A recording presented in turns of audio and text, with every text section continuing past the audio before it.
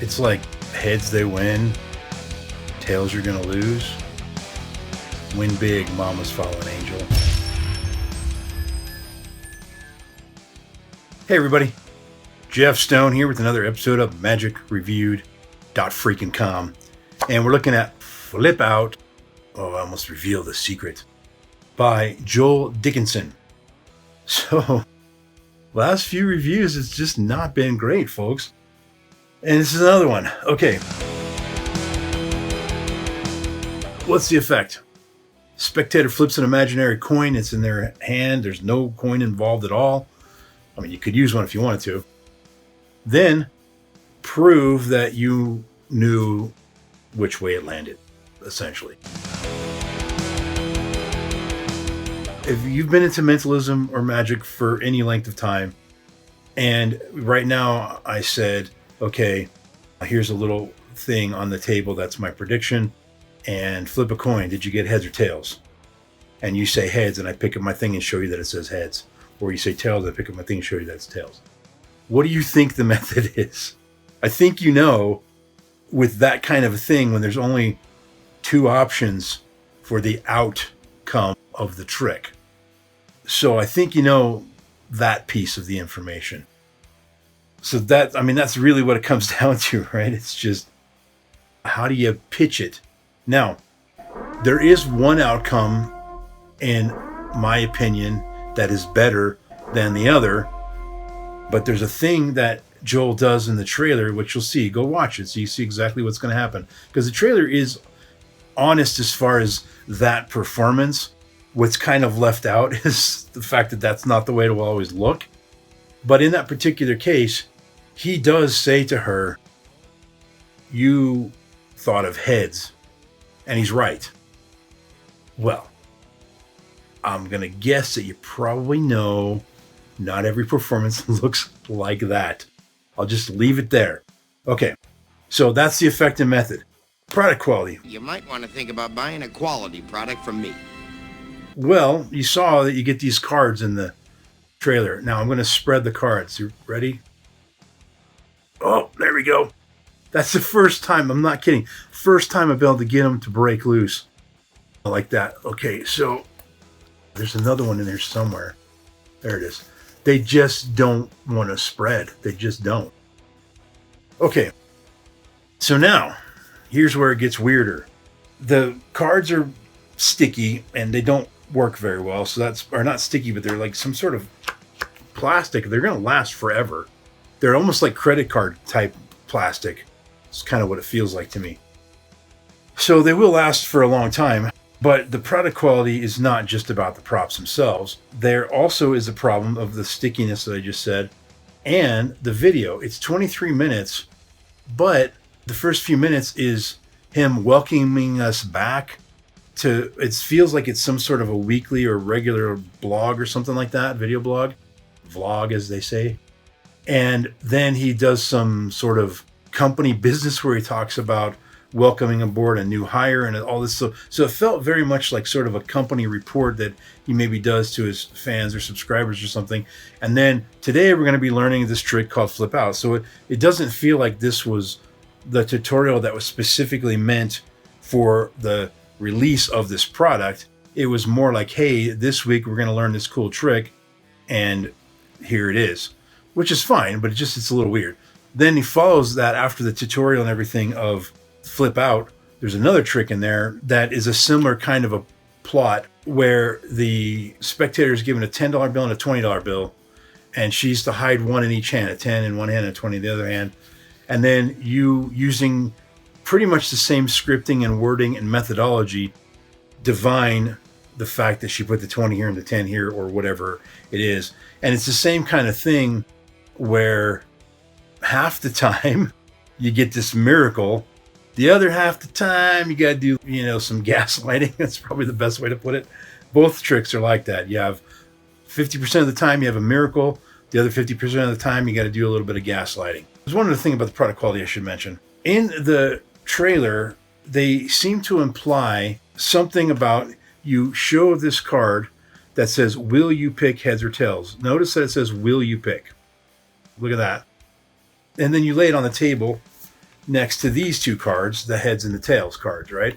So there's 3 cards on the table. But then later what ends up happening is you look down at the card again and it no longer says, will you pick? It says, you will pick tails, not heads. Or if they picked heads, it will say, you will pick heads, not tails. So the idea is that you saw this and it somehow changed into this, right? Nowhere in the tutorial at all is this ever mentioned. It's like it doesn't exist. As far as the tutorial goes, if you saw only that, you would assume that there are only 3 cards provided, not 4, and you would have no idea about this other piece that's touted in the ad trailer and the ad copy. Problem is, that implies, right, that there's going to be some sort of a switch or something, right? But I don't know how you would do a switch. First of all, these cards just stick together, number 1.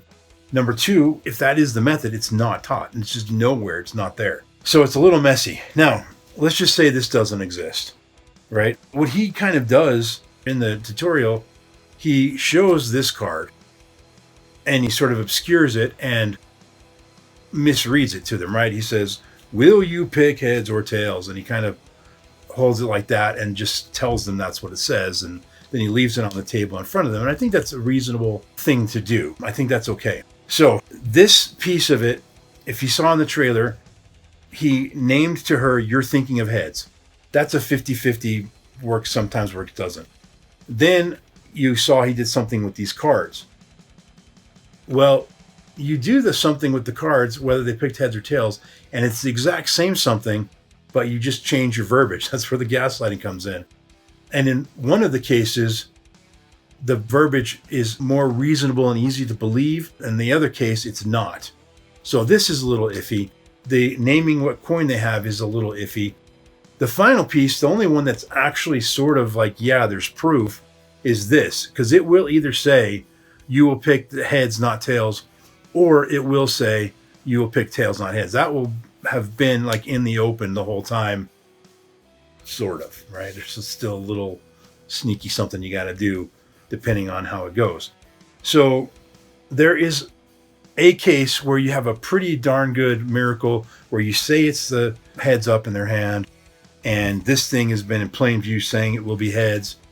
And then there's something with the heads and tails that I don't like. And I believe it's the one that was in the performance, which was, X marks the spot. And there's an X on the back of the head and not on the back of the tail. To me, that just felt weird, just a little weird. But if you like it, okay, fine. All right, so that's I don't know what that is. Effect, method, product, quality. You got everything you need to know there. Now is where we get into some trouble here. The ad copy integrity. All right, here's a claim. Flip out is the ultimate packet trick. It is innovative and will last a lifetime. Okay. Yeah, it probably will last a lifetime. Innovative? I think objectively it's not that innovative. But I'll admit that maybe that's subjective. Okay, next line. Begin by placing a prediction on the table along with a cash wager. Will you pick heads or tails? So that's what it says in the written ad copy. But nowhere in the video performance does it show that happening, right? So again, what's it say? It says begin by placing a prediction on the table along with the cash wager. Will you pick heads or tails? Nowhere is that shown in the ad trailer. That's back to this thing, right? It's like this was an afterthought that they didn't have in any of the training or the tutorial or the videos or anything. So that's missing. All right, another line from the ad copy. Your participant flips an imaginary coin in the air and they take a peek to see if it landed on heads or tails. They are the only person to know what it has landed on. That's true. Somehow you're able to tell your spectator with absolute certainty if it has landed on heads or tails. No, you are not able to tell them with absolute certainty whether it landed on heads or tails. You have that thought we were talking about the 50-50 thing a minute ago. That's what's really happening. So you do not tell them with absolute certainty that it landed on heads or tails. In fact, every time you tell them it landed on heads. Every time.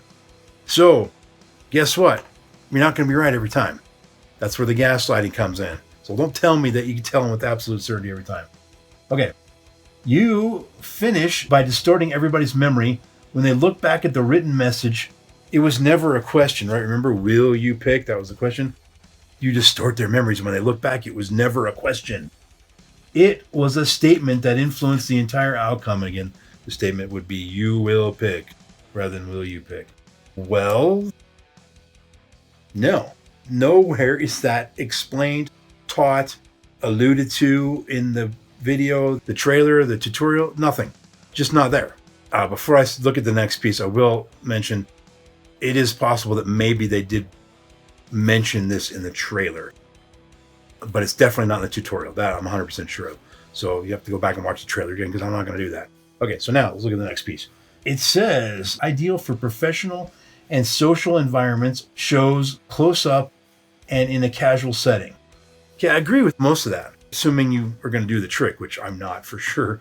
But online, Zoom or something, how? They didn't teach it in the video, in the tutorial. Now, maybe some of you that during the lockdown, you had to transition to being a Zoom magician, or some of you that are just Zoom magicians that just do the social media stuff. You know more things about how to structure this kind of thing. You have multiple cameras, some of these guys. So maybe there's a way to do it that I just don't know, because I don't do that kind of magic. But, okay, in the tutorial, tell me how to do it. Tell me the way you would work it in a Zoom situation. Because there are moments where, if you are doing switches, well, that's easy to do if you're out of camera frame, but the participant will probably suspect that that's what you did. So I need to know some details. If you're going to claim it's good for Zoom, show me in the tutorial. Okay, new methodology from the modern performer. Not a single thing is new in this effect.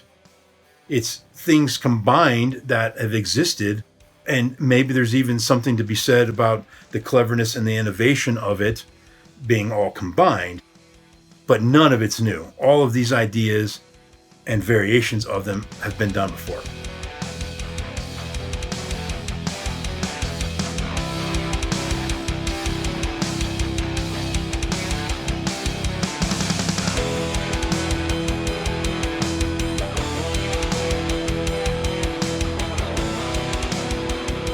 So here's the summary, guys. There are effects in my own repertoire where half the time I have a miracle, the other time I have nothing. The difference is the effects that I personally do like that, they don't know an effect is happening, right? They don't know that I might fail because they don't know I'm even doing an experiment. Think Max Maven's tossed out color, right? That is either a miracle, or you got somebody up on stage and you had a casual conversation with them and they had no idea that you might have performed a miracle. That's the kind of stuff. In fact, I do a variation of tossed out color in my act. So the difference though with this is they know there's an effect because you really set it up. You hold up this card and you lay these out, and then you go through the whole thing about flipping the coin and I'm going to get into your mind, right? And so if you have the other 50% of the time, which ends up feeling a little bit like a gag on some levels, and then you do the gaslighting and you sort of reveal that you knew, which is weak proof, but it's some proof, it's evidence. Well, that's way worse than if they never knew there was an effect going on. That's the problem I have with it. But a lot of that is opinion about what I as a performer would do. However, the ad copy integrity and the product quality, those are as objectively as I can be, that I think I'm being objective. I think I am. I mean, nobody really knows if they're ever truly objective. But I'll try to be, I'd like to think.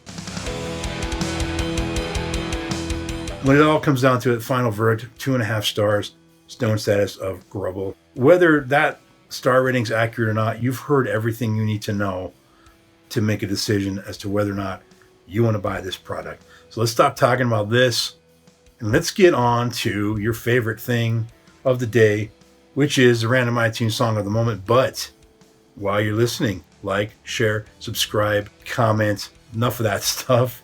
Here's the random iTunes song of the moment. It is, this is called Intro by Within Temptation, and it's off of Silent Force. It's just the very beginning of the album. Very epic stuff. I'll pause that right there. Don't want to get copyright claimed again. There you go, Within Temptation. I discovered Within Temptation, Epica, and Nightwish all at the same time several years ago, and that style of music has become a new passion of mine. I love that symphonic, orchestral, vampiric metal. I don't know what you want to call it. I just love it. Anyway, that's it, folks. We'll see you next time. Peace out.